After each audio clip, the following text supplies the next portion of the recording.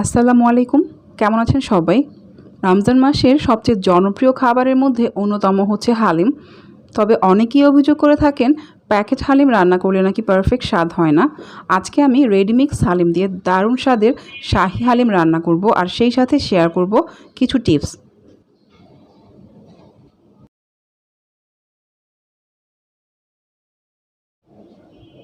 হালিম রান্নার জন্য প্রথমে আমি আধা কেজি গরুর মাংস এরকম ছোট টুকরো করে কেটে নিয়েছি।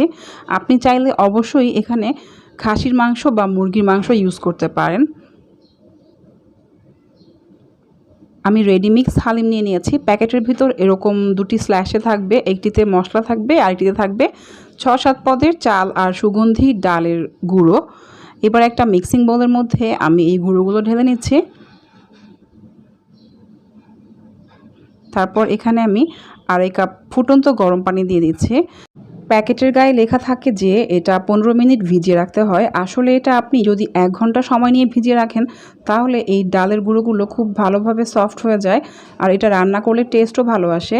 আর অবশ্যই চামচ দিয়ে বা হাত দিয়ে এভাবে নেড়েচেড়ে দিতে হবে, তাহলে আর লাম্পস তৈরি হবে না। তারপর এটা আমি ঢেকে রাখবো। আর এই ফাঁকে আমি অন্য কাজগুলো গুছিয়ে নিচ্ছি। আমি হাফ কাপ সয়াবিন তেলের মধ্যে ২ কাপ পেঁয়াজ কুচি দিয়ে দিয়েছি। এটা আমি বেরেস্তা তৈরি করব। যতক্ষণে পেঁয়াজ বেরেস্তা হয়ে যাচ্ছে ততক্ষণে আমি কিছু আপনাদের সাথে তথ্য শেয়ার করছি।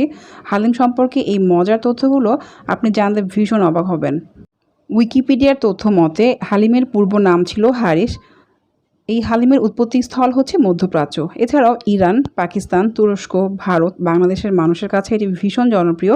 ভারতবর্ষে এই হালিমের আগমন ঘটেছে মুঘল সম্রাট হুমায়ুনের হাত ধরে। তো যাই হোক, আমার পেঁয়াজ বেরেস্তা করা কিন্তু হয়ে গেছে। আমি অর্ধেকটা পেঁয়াজ বেরেস্তা উঠিয়ে রেখেছি পরবর্তী ইউজের জন্য। তারপর এখানে মাংসের টুকরোগুলো দিয়ে দিলাম। মাংসগুলো যেন অবশ্যই হাড় এবং চর্বি সহ হয় সেদিকে খেয়াল রাখবেন, তাহলে এটার টেস্ট খুব ভালো আসবে। এবার এখানে আমি সামান্য লবণ আর ১ চা চামচ করে হলুদ গুঁড়ো, মরিচ গুঁড়ো, ধনে গুঁড়ো আর ২ টেবিল চামচ আদা রসুন বাটা দিয়ে দিচ্ছি। হালিমের মশলার মধ্যে এই সবগুলো উপকরণই ছিল, তবে আরও একটু বাড়তি করে দিয়ে নিলে টেস্ট অনেক ভালো আসবে। এবার এই মশলাগুলো খুব ভালো করে নেড়েচেড়ে মাংসের সাথে মিশিয়ে দিচ্ছি।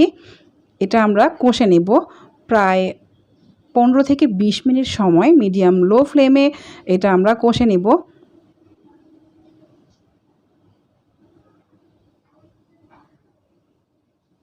তারপর কষে নেওয়া হয়ে গেলে এখানে আমি হালিমের যে মশলাটা ছিল সেটা ৩ ভাগের ২ ভাগ এখন দিয়ে দিব, বাকি ১ ভাগ রেখে দিব পরবর্তী ইউজের জন্য। আবারও নেড়েচেড়ে দিচ্ছি।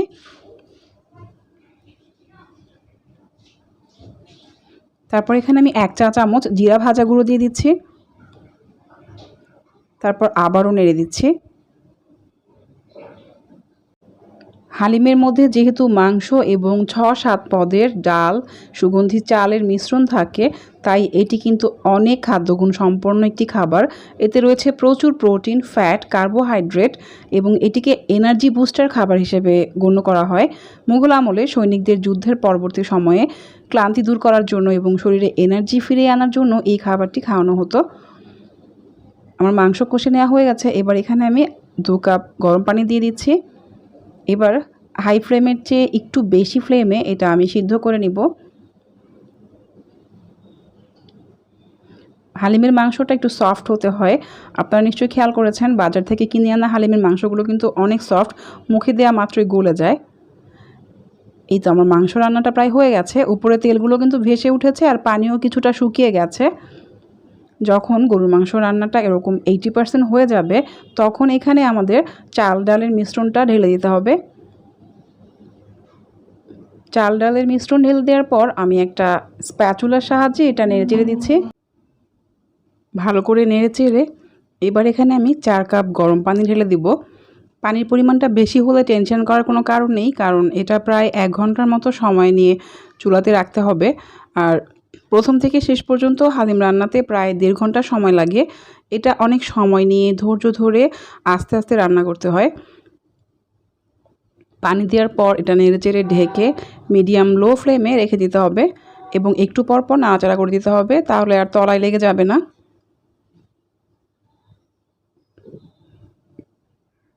এভাবে ঢেকে ঢেকে এটা রান্না করে নিতে হবে। তারপর যখন এটা 80% সিদ্ধ হয়ে যাবে তখন এখানে বাকি মশলাটুকু ঢেলে দিতে হবে আর কিছুটা পেঁয়াজ বেরেস্তা দিতে হবে।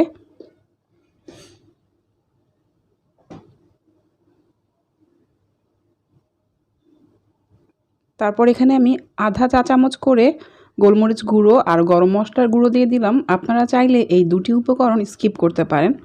তারপর খুব ভালো করে নেড়েচেড়ে দিচ্ছি। এ পর্যায়ে আমরা কিছুটা স্প্যাচুলার মধ্যে উঠিয়ে একটু চাপ দিয়ে দেখতে পারি যে নরম হয়ে গেছে কিনা।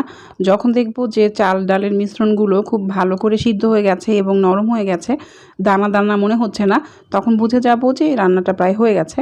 এবার একটু ফোড়ন দেওয়ার পালা। আমি জাস্ট 3 কোয়া রসুন কুচি আর 4-5টি শুকনো মরিচ 2 টেবিল চামচ সয়াবিন তেলের মধ্যে ফোড়ন দিয়ে মিশিয়ে দিচ্ছি এই হালিমের মধ্যে। আপনারা নিশ্চয়ই লক্ষ্য করেছেন বাজারের হালিমে কিন্তু ফোড়ন দেওয়া থাকে। এবার এটা খুব ভালো করে নেড়েচেড়ে দিব। তেল উপরে ভেসে উঠলে আর হালিমের কনসিস্টেন্সি এরকম হলেই আমরা বুঝে যাব যে আমাদের হালিম রান্না হয়ে গেছে। এটা আমরা চুলা থেকে নামিয়ে ফেলবো। আর এটা ঠান্ডা হয়ে গেলে কিন্তু কনসিস্টেন্সিটা আরও বেড়ে যায়, তাই একটু পাতলা থাকা অবস্থাতেই নামিয়ে ফেলতে হবে। এবার এটা আমি পরিবেশন করে নিব কিছু লেবু টুকরো, আদা কুচি, বেরেস্তা, পেঁয়াজ, কাঁচামরিচ কুচি, ধনেপাতা কুচি আর শসা কুচি। সেই সাথে আপনি চাইলে কিছু তেঁতুল গুলে নিতে পারেন। আমি জাস্ট একটু বিট লবণ আর লবণ দিয়ে তেঁতুল গুলে নিয়েছি। আর একটা পাত্রে আমি পরিবেশন করে নিচ্ছি। আর এই আদা কুচি, শসা, কাঁচামরিচ এগুলো কোনো পরিমাণ নেই, আপনি যতটুকু খেতে পছন্দ করেন ততটুকু করে এখানে দিয়ে নেবেন। 1 প্যাকেট রেডিমিক্স হালিম রান্না করলে এটি অনায়াসেই 8 জন খেতে পারে। অনেক সময় হালিম রান্না করার পর অনেকক্ষণ পর জমে যায়, সেক্ষেত্রে সামান্য গরম পানি দিয়ে আবার জাল করে নেবেন, তাহলেই আগের অবস্থায় ফিরে আসবে। এই তো, এই পর্যন্তই ছিল আমার আজকের আয়োজন। কথা হবে নতুন কোনো রেসিপি নিয়ে, নতুন কোনো পর্বে। সবাই ভালো থাকবেন, সুস্থ থাকবেন।